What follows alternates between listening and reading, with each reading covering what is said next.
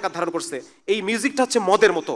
ঠিক যেভাবে এটা দেখেন, আমি যখন মিউজিক নিয়ে পড়াশোনা করি, এরপর ওই সময় দেখি ইবনে তাইমিয়া রাহমাতুল্লাহ আলাইহি বলছেন গান হচ্ছে অন্তরের মদ।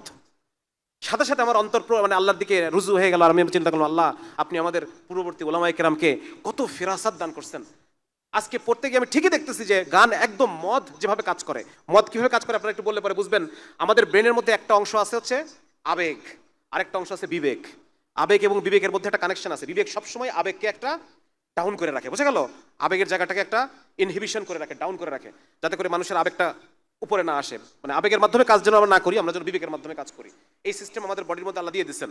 মদ এই আবেগ আর বিবেকের যে কানেকশন, এই কানেকশনটাকে কেটে দেয়, বুঝছেন?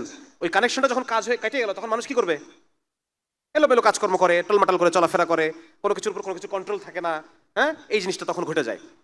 তো এখানে মদ, বিজ্ঞানীরা গবেষণা করে দেখছেন একইভাবে যে ব্যক্তি গান শুনে, ওই গান শোনা মানুষটারও আবেগ এবং বিবেকের মধ্যে কানেকশনটা সাময়িক সময়ের জন্য বন্ধ হয়ে যায়।